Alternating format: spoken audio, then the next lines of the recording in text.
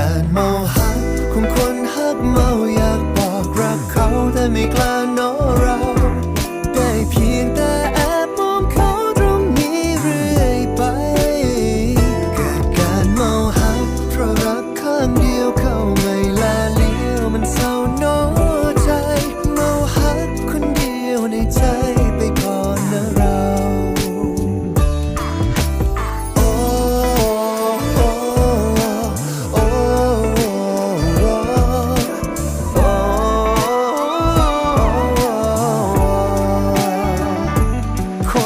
จะงามอยู่ที่ใดก็งามอยากยังก็งามพอแต่ใดก็งาม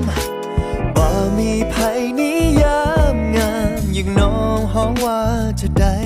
หากแรกพบบ่จะมีแค่ในนิยายเพราะแรกพบน้องก็อยากละอายละลาย